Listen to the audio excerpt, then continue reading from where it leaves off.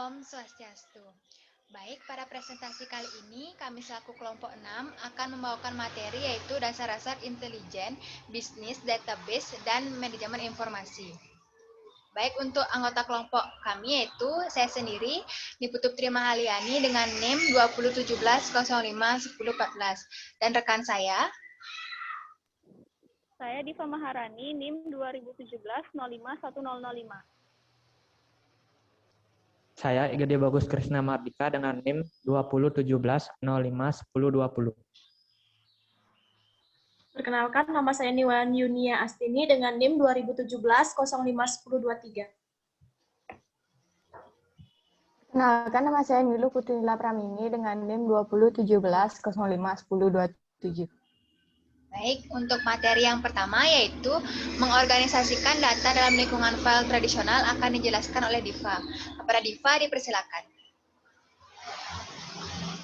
Baik, kesempatannya di sini saya akan menjelaskan organisasikan dalam lingkungan tradisional. Sistem informasi yang tepat waktu dapat dicapai oleh ketika informasi yang efektif menyediakan informasi yang akurat, tepat waktu, dan relevan bagi yang membutuhkan. Informasi yang akurat tidak memiliki kesalahan. Informasi yang relevan artinya informasi itu sangat berguna dan tepat untuk jenis pekerjaan dan keputusan yang membutuhkannya. Sistem komputer mengorganisasikan data ke dalam sebuah hierarki yang dimulai dengan bit dan byte, menuju field, record, dan basis data. Pengelompokan karakter menjadi sebuah kata, kumpulan kata, atau bilangan lengkap dinamakan field. Sekumpulan field yang saling berhubungan berkumpul menjadi sebuah record. Sekumpulan record yang jenisnya sama dinamakan file. Sekelompok file yang berhubungan membentuk basis data. Pada banyak organisasi, file data dan sistem cenderung bertumbuh secara mandiri tanpa rencana menyeluruh untuk perusahaan. Penggunaan pendekatan tradisional dalam melakukan pemrosesan file pada setiap area fungsional dalam perusahaan untuk mengembangkan aplikasi yang terspesialisasi. Setiap aplikasi memerlukan file data yang unik yang memungkinkan berupa bagian-bagian master file. Next. Selanjutnya, istilah dan konsep dalam pengorganisasian file. Sistem komputer mengorganisasikan data dalam sebuah hierarki yang dimulai dengan bit, byte, dan berkembang menjadi field, record, file, dan database. Berikut penjelasan dari istilah-istilah tersebut. Yang pertama ada bit. Bit merupakan unit terkecil data yang ditangani oleh komputer. Bit atau binary digit diwakili oleh 0 atau 1. Yang kedua ada byte. Byte merupakan sekelompok bit yang mewakili satu karakter tunggal yang dapat berbentuk huruf, angka, atau simbol lain. Satu byte terdiri dari 8 bit. Kemudian ada field atau atribut atau data elemen, merupakan kelompok karakter yang dimasukkan pada suatu kata, kelompok kata, atau nomor yang lengkap seperti nama atau usia. Kemudian ada record. Record merupakan sekelompok field yang berhubungan seperti nama mahasiswa, mata kuliah yang diambil, tanggal, dan nilai. Selanjutnya ada file. File adalah sekelompok record yang sama jenisnya. Yang terakhir ada database. Database adalah sekumpulan data yang diorganisasikan untuk melayani berbagai aplikasi dalam satu waktu dengan menyimpan dan mengelola data sehingga dapat muncul dalam satu tempat. Sekian penjelasan dari saya, akan dilanjutkan oleh Putri. Hey, terima kasih Diva. Untuk materi selanjutnya akan saya jelaskan. Untuk seperti yang tertera di layar, error merupakan salah satu masalah yang sering kita hadapi pada saat menggunakan media elektronik. Sama halnya juga dengan lingkungan data tradisional. Terdapat masalah-masalah yang sering terjadi di dalam lingkungan data tradisional. Yang pertama ada redundansi dan inkonsistensi data. Yang kedua ada ketergantungan program data. Yang ketiga ada kurangnya fleksibilitas. Dan yang keempat ada miskin keamanan, dan yang terakhir ada kurang berbagi dan ketersediaan data. Untuk yang pertama yaitu redundansi data, adalah kehadiran data ganda, yaitu ada beberapa file yang tersimpan di beberapa tempat atau lokasi. Hal ini terjadi karena kelompok-kelompok yang berbeda pada sebuah organisasi secara independen mengumpulkan data yang sama dan menyimpannya masing-masing. Yang kedua ada ketergantungan program data. Hal ini memiliki pengertian bahwa mengacu pada satu paket data yang tersimpan pada file dan diperlukan oleh program-program tertentu untuk mempengaruhi dan mengelola file-file tertentu. Sehingga program tersebut perlu mengubah data-data tersebut. Dan yang ketiga ada kurangnya fleksibilitas. Kurangnya fleksibilitas ini terjadi karena sistem file tradisional hanya dapat mengirimkan laporan rutin sesuai jadwal setelah upaya pemrograman yang ekstensif, namun tidak dapat mengirimkan laporan di luar jadwal tersebut. Yang keempat ada miskin keamanan. Karena longgarnya pengendalian atau pengelolaan terhadap data, akses dan penyebaran informasi menjadi tidak terkendali sehingga keamanannya minim. Dan yang terakhir ada kurang berbagi dan ketersediaan data.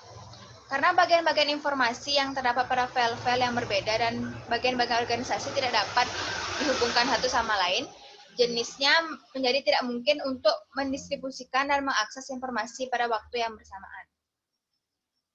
Sekian materi dari saya, selanjutnya akan dijelaskan oleh Krisna. Kepada Krisna dipersilakan. Baik, untuk materi selanjutnya itu adalah pendekatan database untuk pengelolaan data. Definisi database secara singkat adalah kumpulan data yang disusun untuk melayani banyak aplikasi secara efisien dengan memusatkan data dan mengendalikan data yang cukup banyak. Untuk bisa mengelola kumpulan data yang ada ini, diperlukan suatu pendekatan agar memudahkan pengelolaan data, yakni dengan sistem manajemen basis data. Sistem manajemen basis data atau database management system yang disebut juga DBMS adalah perangkat lunak yang memungkinkan para pemakai membuat, memelihara, mengontrol, dan mengakses basis data dengan cara praktis dan efisien. Next. Selanjutnya ada kapabilitas dari sistem manajemen database. DBMS mencakup kemampuan dan alat untuk mengatur, mengelola, dan mengakses data dalam database. Yang paling penting adalah bahasa definisi datanya, kamus data, dan bahasa manipulasi datanya. DBMS memiliki kemampuan definisi data untuk menentukan struktur isi database. Kamus data adalah file otomatis atau manual yang menyimpan definisi elemen data dan karakteristiknya.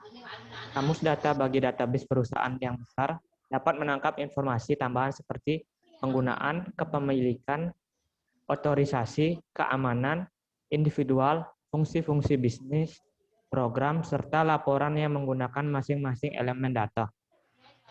Selain itu, DBMS mencakup alat untuk mengakses dan memanipulasi informasi di database. Kebanyakan DBMS memiliki bahasa khusus yang disebut bahasa manipulasi data yang digunakan untuk menambah, mengubah, menghapus, dan mengambil data dalam database. Bahasa manipulasi data yang paling menonjol saat ini adalah struktur query language atau SQL. Di sisi lain, teknologi database juga mampu mengurangi banyaknya masalah yang terjadi dalam organisasi file tradisional. DBMS mampu mengurangi redundansi dan inkonsistensi data dengan meminimalkan file yang terisolasi, di mana data yang sama diulang. Walaupun begitu, DBMS tidak memungkinkan organisasi untuk menghilangkan redundansi data sepenuhnya, namun dapat membantu untuk mengendalikan redundansinya. Baik, untuk materi selanjutnya akan dilanjutkan oleh rekan saya, Yunia. Baik, kepada Yunia dipersilakan. Baik, materi selanjutnya yaitu merancang database. Dalam perspektif luas, database membutuhkan desain konseptual dan desain fisik untuk mengetahui dan memahami hubungan antar data, jenis data yang akan dipelihara dalam database, bagaimana data akan digunakan, serta bagaimana organisasi perlu berubah untuk mengelola data dari perusahaan. Next. Materi berikutnya yaitu memanfaatkan database untuk meningkatkan kinerja bisnis dan pengambilan keputusan dibagi menjadi dua, yaitu tantangan dalam menangani besarnya volume data dan infrastruktur intelijen bisnis. Dalam tantangan menangani besarnya volume data, bisnis tertarik pada data yang besar karena mereka dapat mengungkapkan lebih banyak pola dan anomali yang menarik daripada data yang lebih kecil. Yang kedua yaitu infrastruktur intelijen bisnis, dibutuhkan pada data yang berkapabilitas besar dan memiliki rangkaian perangkat untuk memperoleh informasi-informasi yang diperlukan dari berbagai jenis data yang berbeda yang ada dalam organisasi. Kemampuan-kemampuan tersebut meliputi yang pertama warehouse, yang kedua data mart, yang ketiga head-doc, yang keempat komputasi dalam memori, dan yang terakhir adalah perangkat analitik. Materi selanjutnya akan dijelaskan oleh rekan saya Nila. Baik, untuk Nila dipersilakan. Baik, materi selanjutnya adalah perangkat analitik, hubungan, pola, dan tren. Pengolahan analitik online dan data mining.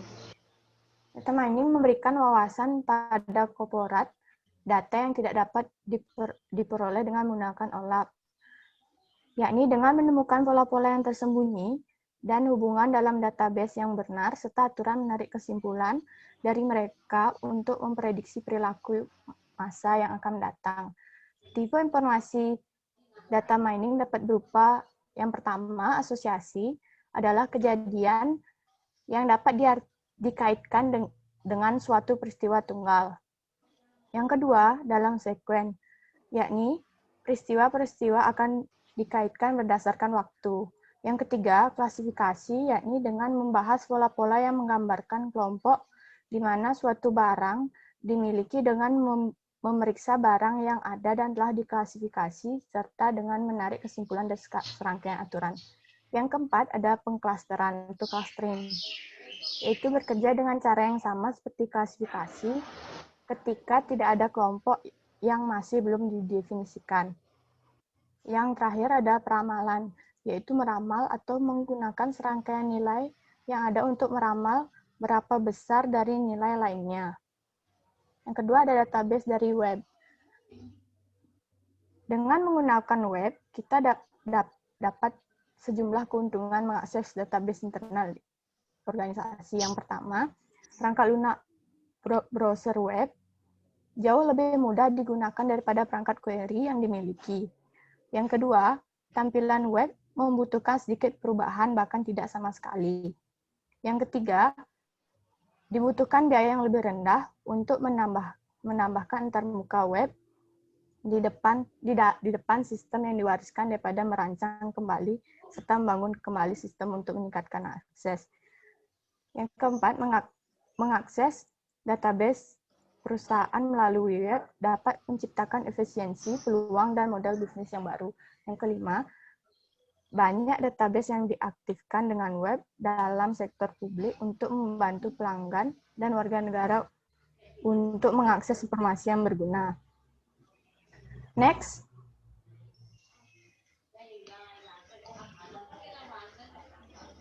Materi selanjutnya yaitu mengelola sumber data. Yang pertama, membangun kebijakan informasi.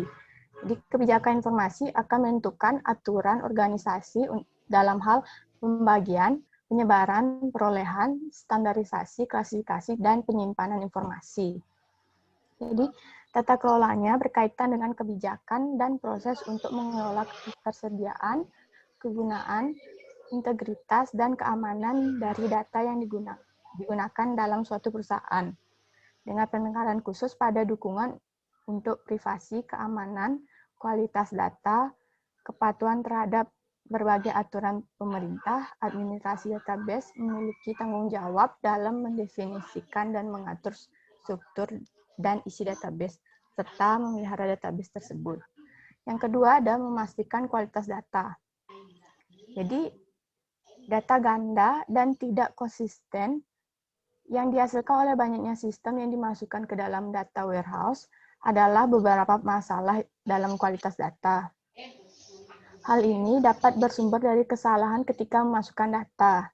Jadi, analisis kualitas data ini dimulai dengan audit kualitas data yang merupakan survei terstruktur atas keakuratan dan tingkat kelengkapan dari data dalam suatu sistem informasi.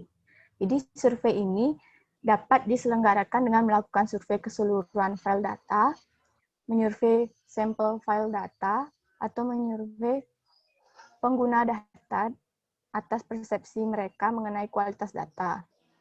Jadi, pembersihan data terdiri atas kegiatan mendeteksi dan mengoreksi data dalam database yang tidak benar, tidak lengkap, tidak diformat dengan tepat, ataupun berlebihan. Sekian materi yang dapat saya sampaikan, saya kembalikan kepada moderator.